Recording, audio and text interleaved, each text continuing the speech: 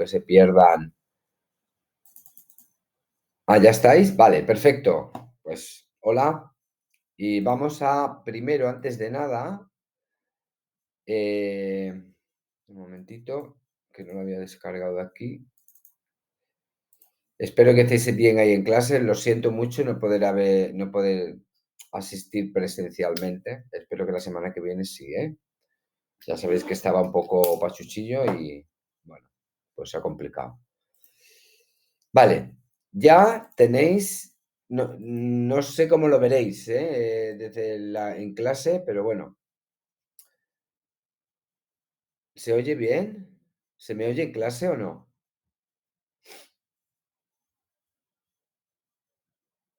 Quizás el micro es muy, no alcance mucho, pero si estáis muy atrás de la clase, como yo no os veo, si estáis muy atrás, acercaros un poquito y ya está. Vale, ya quería comentaros que han salido las instrucciones para realizar la PEC, ¿vale? La tenéis en Ágora. Justo en la presentación de la asignatura, después pone prueba de evaluación continua, PEC y las instrucciones, ¿vale? También se incluye un breve vídeo explicativo sobre la PEC. Como ya sabéis, pone una nota importante que este curso ha habido un cambio con respecto a cómo afecta la PEC a la nota final y se explicará ahí.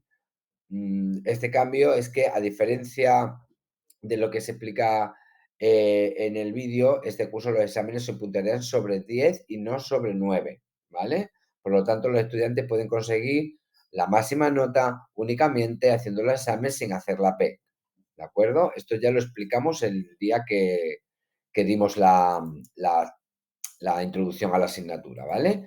Por lo tanto, sí puntúa, no es obligatoria, ¿vale? No es obligatoria, pero puntúa. Puede puntuar hasta un punto, ¿vale? O sea, y en esta PEC, o sea, si sacas un 3, pues te suman un 0,3 a la nota final, ¿vale? No es que tengas que tener un 5 para aprobarla. Por lo tanto, la nota que se saca en la PEC se suma al examen, pero al final, en junio, ¿eh? O sea, en mayo. Vale, pues aquí tenéis las instrucciones. La podéis leer, la podéis descargar, en qué consiste la PEC. Hay tres actividades, cuatro actividades, perdonad. Una es participar en un estudio como sujeto participante. Otra es colaborar en una segunda investigación en la que adoptaréis el rol de investigador y hay que leer pues, la información sobre la actividad. Otra actividad que es que una vez que has completado las actividades 1 y 2, el estudiante debe responder a un cuestionario de autoevaluación sobre las actividades 1 y 2. Esa sería la actividad 3. Y la actividad 4 es redactar y subir a la plataforma Ágora un informe final de la PEC en la que se debe responder con vuestras propias palabras a unas preguntas abiertas, ¿vale? La PEC se puede comenzar ya a realizarla, la podéis empezar a realizar ya a lo largo del curso entre los meses de noviembre y abril. Por lo tanto, si la queréis hacer ya y quitaosla de encima, perfecto. La fecha límite para entregar, la fecha límite para comenzar, perdón, la primera actividad de la PEC es el 18 de abril. A partir de esa fecha ya no se podrá comenzar la actividad, ¿de acuerdo? A partir de esa fecha ya no se podrá comenzar la actividad de la PEC. Si pasada esa fecha ningún estudiante, o sea, no podéis hacerla, pero sí podrá seguir haciendo las actividades 2, 3 y 4, ¿vale? Más cosas. La fecha límite para terminar la PEC y subir el documento a la plataforma Ágora es el 3 de mayo, ¿vale?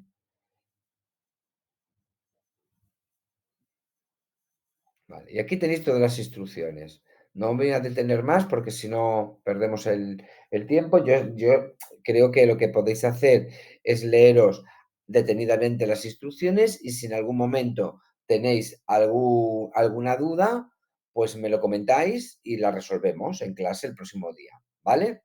pero mejor que la vayáis leyendo porque tenéis incluso pues una rúbrica de cómo se puntuará, ¿de acuerdo? Yo siempre, como ya sabéis, os aconsejo que la hagáis.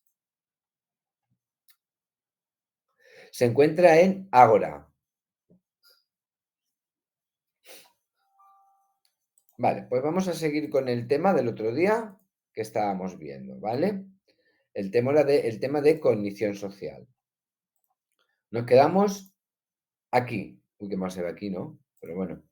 Nos quedamos aquí, ¿verdad? En las estrategias para manejar la información y yo os di este pequeño apunte que creía conveniente para luego en poder entender cómo es este procesamiento también de la información, ¿de acuerdo?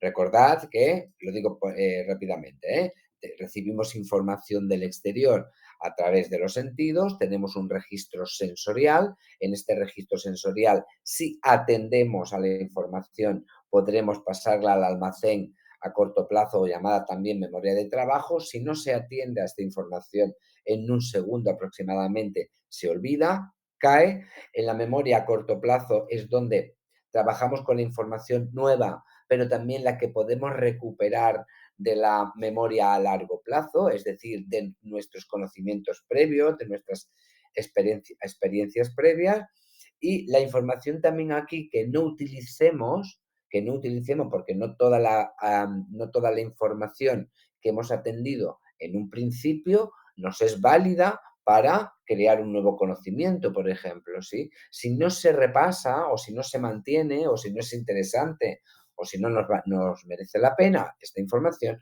durante unos 30 segundos también se olvida, ¿de acuerdo? Cae y se olvida.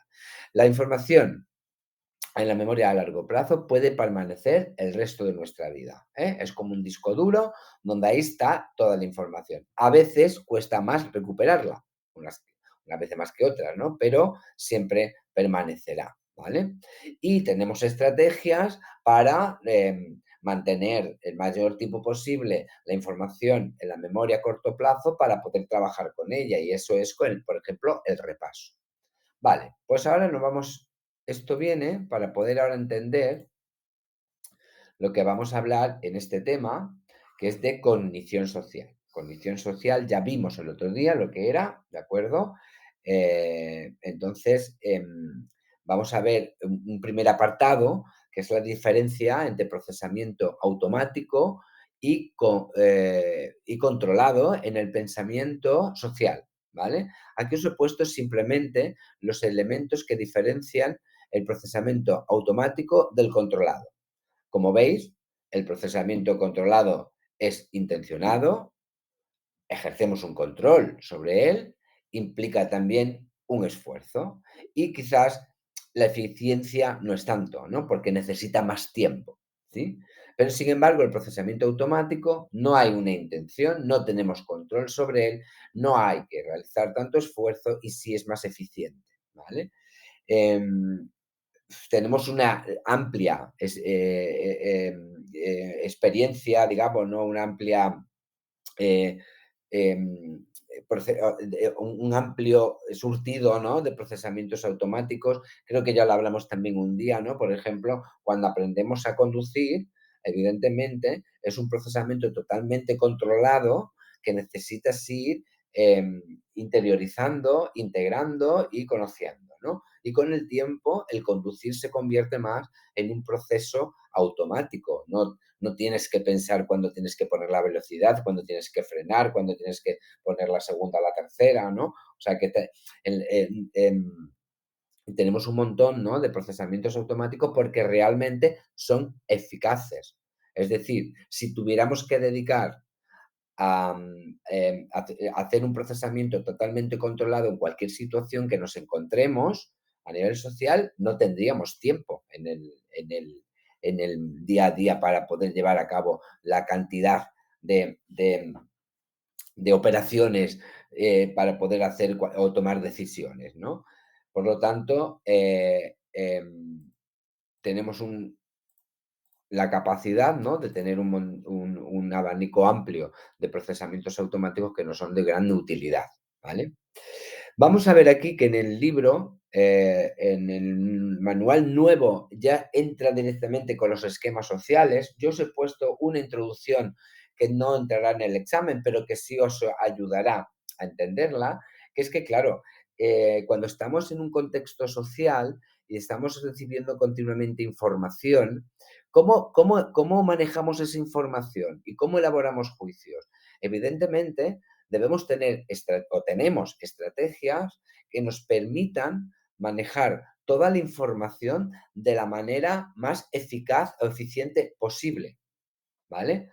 Y esto quiere decir que tenemos ya unas estrategias eh, interiorizadas que nos son muy útil o muy útiles para tomar decisiones, elaborar juicios, aunque nos equivoquemos, aunque nos equivoquemos. Es decir, ahorramos cognitivamente. El ser humano ahorra cognitivamente para poder manejar toda la información que llega del contexto social de una manera eficiente, ¿vale? O la más eficiente posible. ¿Qué estrategia nos permite manejar esta información? Pues, por ejemplo, reducir la información que tenemos que procesar, ¿sí? Es decir, no atender a todo aquello que yo estoy percibiendo, ¿de acuerdo? Reducir también la cantidad de procesamiento necesaria, es decir, organizando la información y recurriendo ya a conocimiento que tenemos del pasado que pueden estar relacionados con esta situación y que nos pueden ser útiles, ¿vale? Y otra también sería reducir o simplificar los procedimientos cognitivos necesarios para procesar toda la información y elaborar juicios. Estas serían las tres estrategias que nos permite elaborar o manejar la información social y tomar decisiones de manera eficaz. ¿De acuerdo? Reducir la información, reducir la cantidad de procesamiento necesaria y simplificar o reducir los procedimientos cognitivos.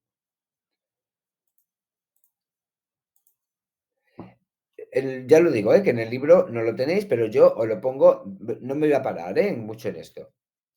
Hemos dicho que la primera estrategia sería reducir la información, es decir, ¿cómo reducimos la información? Lo acabo de decir anteriormente.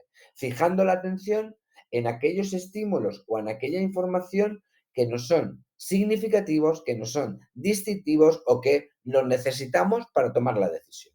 Es decir, con una atención selectiva. No a todo lo que percibimos atendemos. Atendemos a aquello que nos es útil para el contexto o el momento en el que estamos. Y evidentemente esto tiene una función adaptativa, ¿no? Los estímulos que son más salientes, pues suelen ser los que nos aportan más información o no son más útiles para salir de esa situación. Ya os digo que no me voy a detener más, pero la primera estrategia es reducir la información. ¿Cómo la reducimos? A través de la atención selectiva.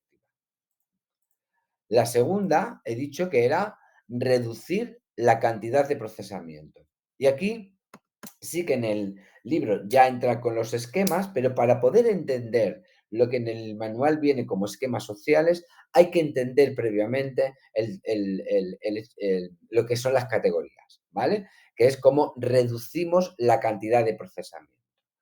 Las categorías son un conjunto de estímulos que tienen algo en común, ¿vale? Pueden ser personas, grupos, roles, conductas, interacciones y esas son las categorías. Y por un proceso de categorización, ¿sí? Lo que nosotros hacemos es asignar un estímulo a una categoría. Esto creo que ya lo expliqué un día en clase. Proceso de categorización no es más ni menos que aquellos estímulos que comparten características semejantes con otros estímulos que ya los tengo categorizado, los meto dentro de esa categoría. ¿De acuerdo? Eso es el proceso de categorización. Este proceso es automático, facilita el procesamiento de la información porque lo agrupa en función de la semejanza que tiene estos estímulos con otros y, bueno, se produce una serie de principios que no vamos a entrar porque no los necesitáis, ¿vale? Pero sí que quiero que entendáis lo que son las categorías y lo que es el proceso de categorización. El proceso de categorización es estímulos que comparten ciertas características, yo los meto dentro de ese saco. Dentro de ese saco es la categoría, ¿vale? Por ejemplo, la categoría de frutas o de personas que comparten esas características, ¿vale? Este es el proceso de categorización. Y ahora sí, que ya entramos de lleno en nota de las estrategias, que lo que hace es reducir la cantidad de procesamiento de la información, que son los esquemas, ¿vale? Los esquemas lo que hacen es reducir la cantidad, lo que con ello lo que reducimos la cantidad de procesamiento, ¿de acuerdo? Con los esquemas. Vamos a ver qué son los esquemas. Los esquemas sociales son estructuras cognitivas que son independientes y que representa el conocimiento abstracto acerca de un conjunto de estímulos que tienen algo en común. ¿Veis cómo es importante haber entendido lo que eran las categorías y el proceso de categorización? De acuerdo, pues aquí, estos serían los esquemas eh, o sea, el esquema sería una estructura cognitiva. Me estaba parando porque cuando hablo de que los esquemas son una estructura cognitiva, no quiere decir que haya una parte del cerebro donde está el esquema y yo lo toco y se activa. No, es una estructura cognitiva abstracta, independiente, que representa ese conocimiento abstracto acerca de un conjunto de estímulos que tienen algo en común. Puede ser una persona, una situación, etcétera, ¿vale? El conjunto de estímulos es una categoría, que es lo que hemos dicho anteriormente, ¿vale? Bien, estos serían, y tenemos esquemas de personas o grupos, ¿no? Que sería, pues, el conocimiento que tenemos almacenado sobre individuos concretos, ¿vale? Por ejemplo, el esquema de amigo, o el esquema de compañero de clase, o el esquema de compañero de trabajo, ¿vale? Esto sería el esquema. El esquema de amigo es una categoría, ¿verdad? Y yo, a unas personas que comparten esa, o que tienen estas características, que comparten esta característica con la categoría amigo, por un proceso de categorización, lo incluyo dentro de esta categoría. Pues el esquema de amigo sería esta estructura independiente que representa mi conocimiento sobre lo que un amigo, las características que un amigo debe tener. ¿De acuerdo? Vale. También pueden ser sobre grupos, esquema de grupos. Por ejemplo, asiáticos, mujeres, hombres, eh, bueno, de inmigrantes, bueno, sugieren que tienen ciertos rasgos, ciertos comportamientos que están unidos y que forman parte de esos individuos que forman parte de esa misma categoría. Ese es el esquema, ¿de acuerdo? Por ejemplo, los estereotipos, que ya lo miraremos más adelante, son un ejemplo de esquemas, ¿de acuerdo? De esquemas de personas y grupos. Vale. También hay esquemas de roles, ¿vale? El rol es la función o las funciones que, que cada uno tenemos, ¿no? En diferentes grupos, por ejemplo, ¿no? Pues el esquema de líder, el esquema de profesor o el esquema de entrenador de natación o de entrenador de atletismo, ¿vale? Por lo tanto, son más complejos que los esquemas de persona, puesto que cada persona tiene que disponer de una serie de conocimiento articulado o de unas funciones concretas que tiene que realizar, ¿vale? También tenemos esquemas de roles, no, de roles ya lo he dicho, ¿no? De situaciones. Las esquemas de situaciones también se les llaman guiones de acción. El rol es la función. ¿Cuál es la diferencia entre rol y persona? Persona es un amigo. Por ejemplo, el esquema de persona es amigo, ¿vale? Y el rol sería la función que cumple esa persona. Por ejemplo, profesor. El esquema de profesor. ¿Esto qué quiere decir? Por ejemplo, si yo A ver, si puedo poner un ejemplo, ¿eh? Si yo os digo que, sin conocer, que yo voy a presentar a una amiga mía y que esta amiga mía es profesora de psicología, se activará el esquema de profesora de psicología. Es decir, ya activaréis qué características tendrá, sabrá de esto, sabrá de lo otro. Podéis imaginar más o menos cómo habla, qué puede, cómo moverá las manos, cómo, bueno, se activa el esquema de profesora de psicología, no el de persona como tal, ¿de acuerdo? Sino se activa el esquema del rol que ocupa, ¿vale? No sé si me estoy explicando, porque y aquí hablando solo es más complejo todavía, ¿eh? Pero si no, ya lo repasaremos el próximo día. Vale. También tenemos lo que os decía, esquema de situaciones, o que también se le llaman guiones de acción, y eso es muy fácil, ¿no? Se trata de cuando tenemos ya información sobre ciertas secuencias que tenemos que hacer cuando nos enfrentamos a una situación social. Creo que ya lo hemos puesto en alguna vez, ¿no? Pero, por ejemplo, cuando si yo os digo que mañana es el examen de psicología social, probablemente se os active el esquema de situación o el guión de acción de cómo presentarme a un examen. Sí, claro. Me está preguntando, ¿y eso pasa cuando conocemos a alguien de cero, el esquema de roles? Los esquemas los tenemos todos y los esquemas se activan de manera, se puede activar una parte del esquema y después activar la globalidad.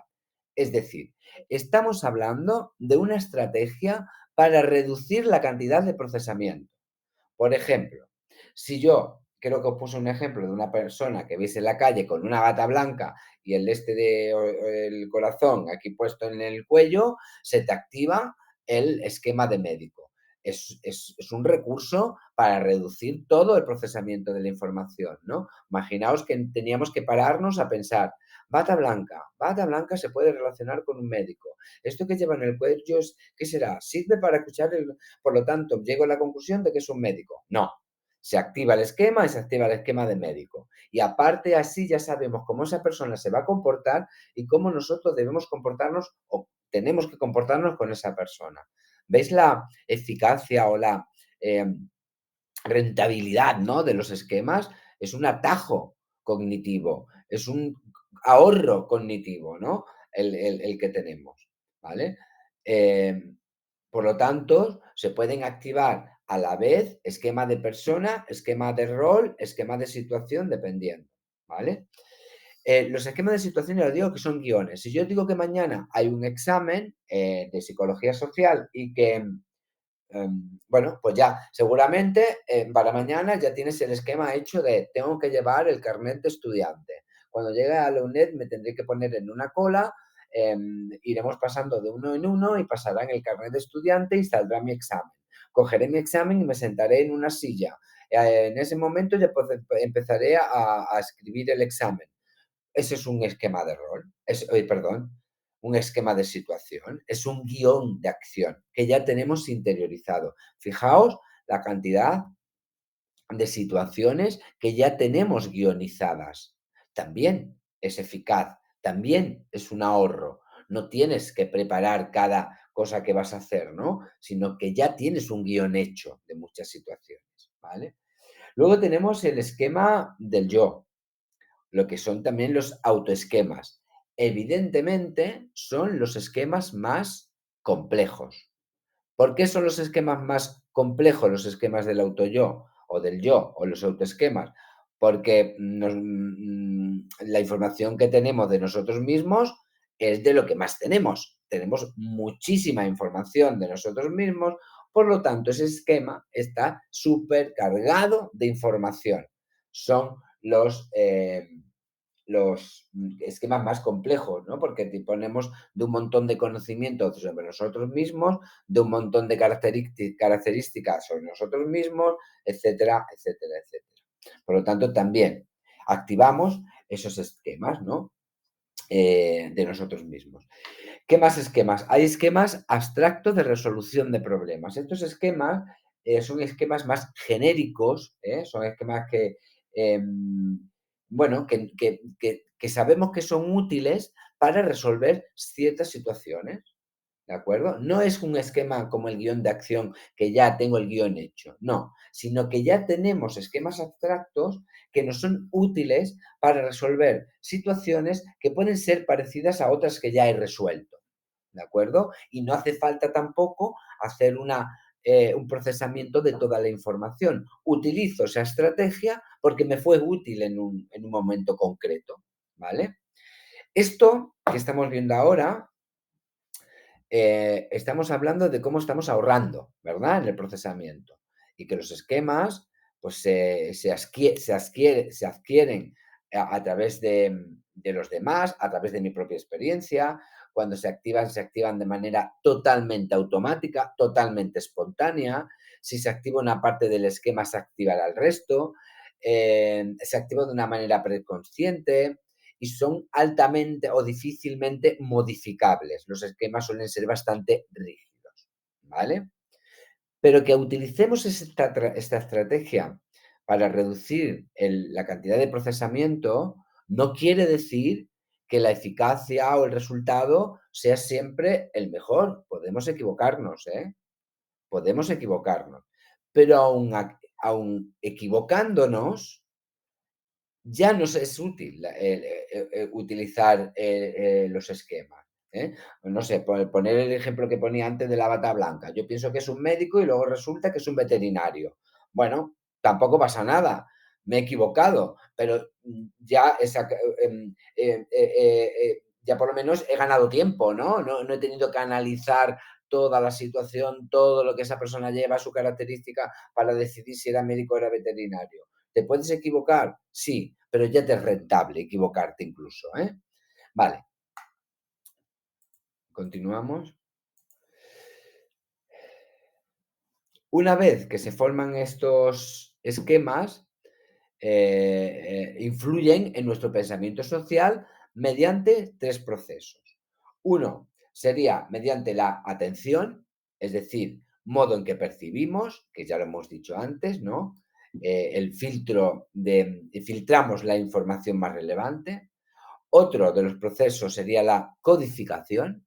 La información se almacena en la memoria, la información que almacenamos en la memoria es consistente con nuestro esquema, ¿sí? La información que es inconsistente con nuestro esquema normalmente ni siquiera la atendemos, pero bueno, no es que se pierda, ¿no? De alguna manera se puede etiquetar o reetiquetar de otra manera, ¿no? Por lo tanto, en el primer proceso de atención sí que hacemos como un filtro y en la codificación, aunque no toda la información nos valga, no quiere decir que la información que es inconsistente se pierda, sino que podemos reetiquetarla, ¿vale?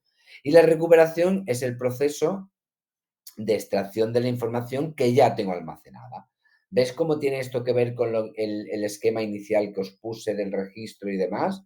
Pues esto, una vez que los esquemas están formados, influirán de esta manera en nuestro pensamiento social. Fijaos que atenderemos a la información, atenderemos a la información que es consistente o dejaremos entrar la información que es consistente con el esquema que yo he activado.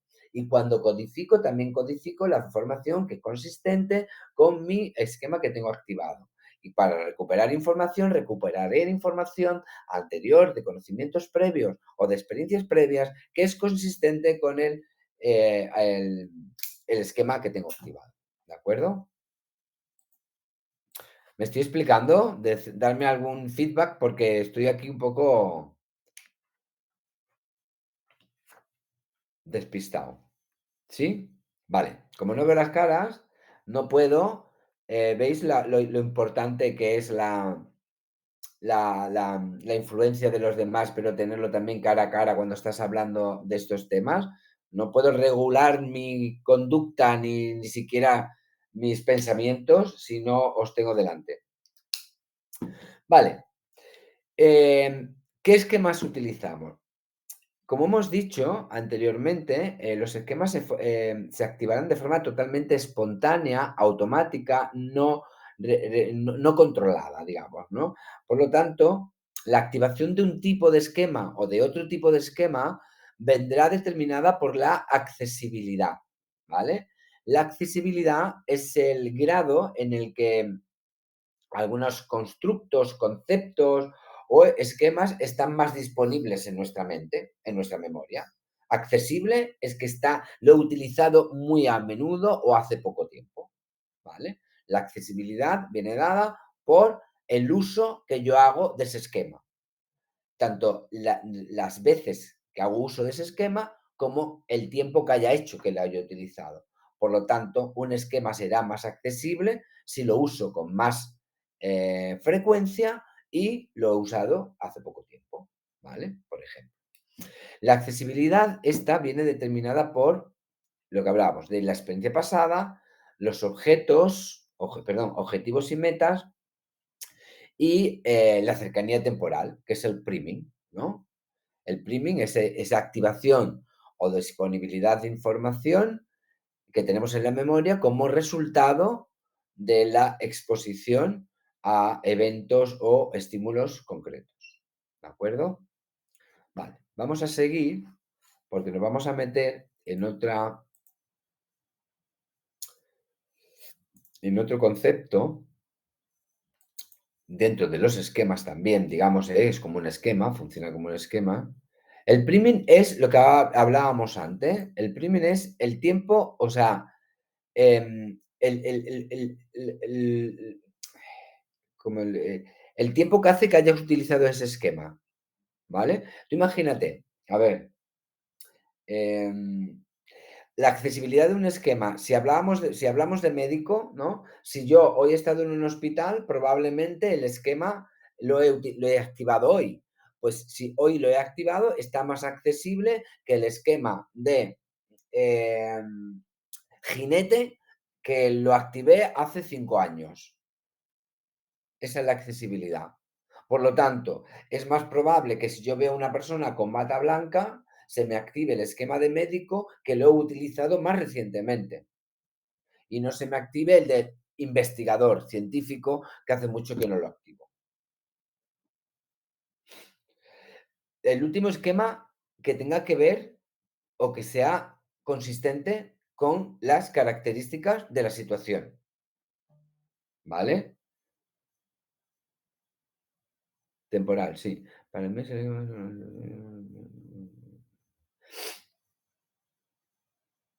que es el esquema sobre situaciones que vivo en el presente tomando en consideración experiencias pasadas. El priming, cuando hablamos de priming, es como algo que está impreso. Es decir, la información está en la memoria porque hemos estado expuestos a esos eventos hace poco tiempo o muchas veces.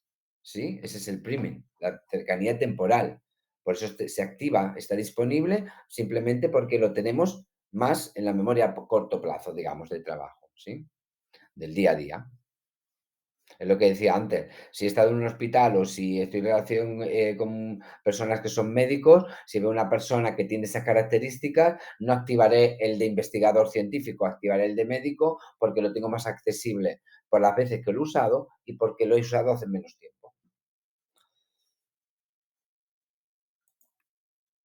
Lo contrario, más lejos,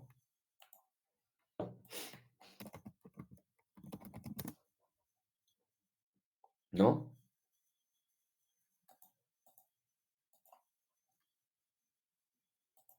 Claro, no, pero el unpriming no tiene que ver tanto con el tiempo, sino como que no ha habido esa conexión temporal, ¿vale? Vale, y pasando a los heurísticos, que siempre también y en el examen suelen aparecer más de uno, o uno mínimo, ¿vale? Vamos a decir lo que son los heurísticos, lo que es la definición. Son atajos mentales para simplificar la solución de problemas cognitivos complejos. ¿Cómo? Transformándolos en operaciones más sencillas.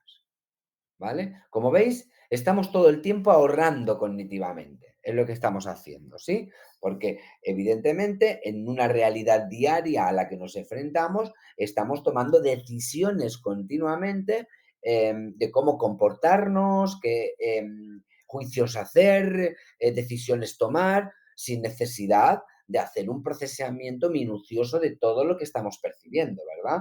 Pues todo esto es lo que estamos viendo hoy, ¿no? Y esto nos vale a nivel social también, como estamos viendo. Por lo tanto, el heurístico o los heurísticos son atajos mentales.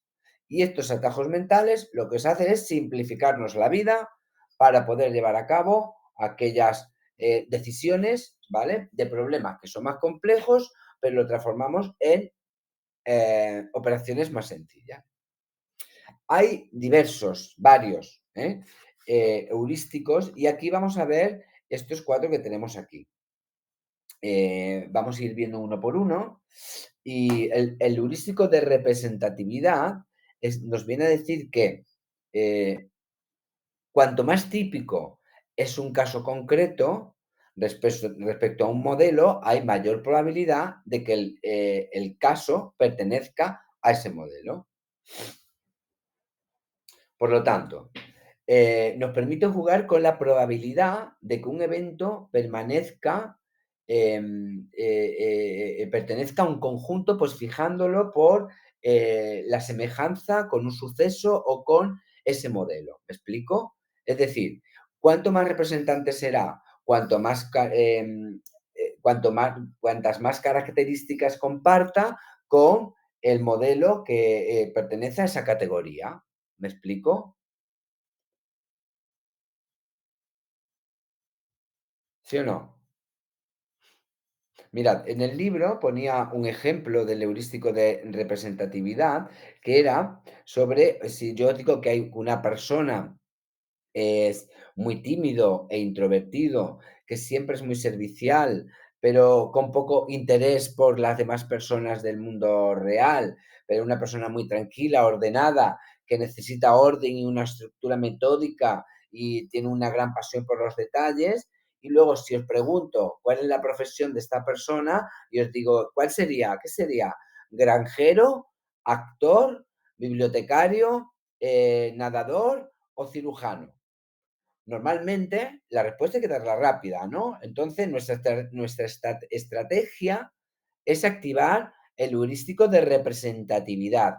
¿Cómo de representativo es este chico de granjero, actor, bibliotecario, nadador o cirujano? Pues para dar una estrategia lo que haremos es estimar el grado en que esta persona es similar, es decir, representativo de la persona promedio que pertenece a esta categoría, ¿no? Por lo tanto, si yo he dicho que era introvertido, tímido, ordenado, tranquilo, que necesita el orden, ¿qué respuestas hubierais dado? Que era actor, granjero, bibliotecario o cirujano. ¿De qué es más representativo este chico? De bibliotecario. Pues sí. Pues esto es el heurístico de representatividad. Si yo conozco a una persona esa característica, bueno, pues activo. Luego puede ser que sea cirujano, pero que bueno, ya os digo, que estos son, normalmente acertamos, pero aunque fallemos, también no es rentable, ¿vale?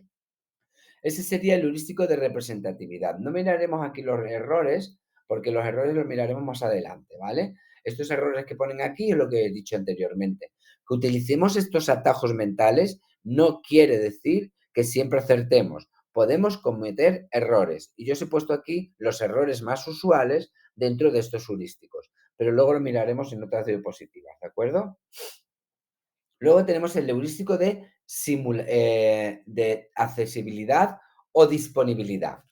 Es parecido a el esquema que hemos visto anteriormente.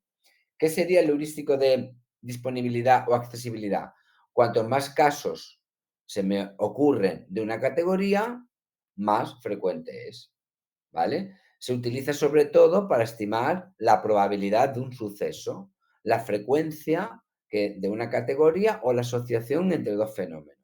Es decir, todo lo que es más accesible, como hemos dicho antes, está más disponible. Por eso se dice de accesibilidad o disponibilidad. Cuantos más casos de esto tengo, pues más accesible es para mí, más disponible está. Por ejemplo, también decía en el libro que si nos planteamos el riesgo que supone viajar en coche o en avión, es probable que optemos por la segunda opción, por el avión, aunque son menos frecuentes los son mucho menos frecuentes los accidentes de avión que los de coche, ¿no? Pero probablemente por esta accesibilidad o disponibilidad se active ese heurístico, ¿vale? Otro sería el heurístico de anclaje y ajuste. El anclaje el, fijaos, el heurístico de accesibilidad o disponibilidad, ¿os acordáis el día que os dice que os dije, ¿cuál era? Ah, sí. ¿Qué niño, qué nacía más, si este año habían nacido más niños no, que si actualmente nacen más niños que niñas? ¿Os acordáis que vimos este ejemplo? Vale, pues aquí se activaría el heurístico de accesibilidad o disponibilidad. ¿Por qué? Porque yo lo que he tenido, los casos que he tenido más cerca de mí más frecuentemente son los que a mí me hace dar una respuesta. Si a mi alrededor yo he visto que mi prima ha tenido una niña, mi vecina ha tenido una niña, la compañera de trabajo ha tenido una niña, será más accesible, estará más disponible niña que niño. Por lo tanto, se activa este heurístico. Esto es accesibilidad y disponibilidad, ¿vale? Con el heurístico de anclaje y ajuste es cuando tomamos como referencia un punto de partida, ahí tiramos el ancla y luego llegamos a una conclusión, ¿vale? Se utiliza sobre todo para hacer juicio de situaciones que son de incertidumbre, que desconocemos, ¿vale? Por ejemplo, el ejemplo que también vimos un día en clase, creo que la última vez, que os dije, el año pasado se matricularon 200 alumnos de la asignatura de psicología. Aprobaron el 60%. Este año se han matriculado 250 alumnos. ¿Qué porcentaje creéis que aprobará? Pues se activa el heurístico de anclaje. Echo el ancla en el 60%, ¿no? Y de ahí tomo una decisión. Uno dirá el 65, otro dirá el 62, pero esto es echar el ancla, ¿no? Tomamos un punto como referencia para luego llegar a una conclusión. ¿Lo entendemos? Vale. Y el heurístico de simulación es estimar la probabilidad de un suceso basándome en la capacidad que yo tengo de imaginarlo, ¿vale? Es como un mecanismo que hace que estimemos como más probable aquellos eventos que nosotros nos podemos imaginar con mucha más facilidad, ¿sí? Normalmente utilizamos este heurístico cuando hay que predecir un hecho del futuro, cuando tenemos que calcular una probabilidad de un hecho específico, cuando calculamos también algo que ya ha ocurrido o que podría haber ocurrido si que podría haber ocurrido si solo hubiéramos hecho algo. Bueno, es el pensamiento contrafáctico que luego miraremos también está dentro de este heurístico de simulación. Mientras más, mientras más probable, con más probabilidad me lo puede imaginar el hecho, más fácil es que pueda activar este heurístico, ¿de acuerdo? ¿Sí? Vale. Aquí tenemos lo que hemos hablado antes, algunos errores en la cognición social. Claro, si utilizamos continuamente tantos atajos, tanta reducción del procesamiento de la información, tanta atención selectiva, tanta atender a lo consistente y lo inconsistente, reetiquetarlo. Claro, evidentemente vamos a cometer errores. Pero yo os digo, aún así sale rentable el activar heurísticos y esquemas, ¿vale? ¿Cuáles son los errores más comunes que se pueden dar? Por ejemplo, es el pensamiento mágico. El pensamiento mágico es considerar que somos responsables del comportamiento de otros, ¿sí? O, por ejemplo, también, em, eh, bueno, sí, que somos un ejemplo, un ejemplo sería cuando, una niña o un niño cree que si se porta mal, vendrá la bruja o el hombre del saco y se lo llevará, pues esto es un pensamiento mágico, ¿sí? Por lo tanto, cambiará su comportamiento a través de este pensamiento, cometerá un error, ¿no? Porque evidentemente es un error lógico, no existe el tío del saco, ¿no? También otro pensamiento mágico es que, o sea, que, como decimos, ¿no? Que tenemos el poder, ¿no? De, mm, de controlar, ¿no? El comportamiento, ¿no? Por ejemplo, cuando decimos también, si tienes un examen y que le dices a tu vecina que te encienda una vela para que te dé suerte y para que apruebes, ¿no? Por lo tanto, tenemos esta idea de que somos capaces de controlar el comportamiento de los demás, ¿no? El sesgo de impacto, que es la tendencia a sobreestimar la intensidad y duración que tendrán futuros eventos en nuestras emociones, es decir, no calculamos, ¿no? O sobreestimamos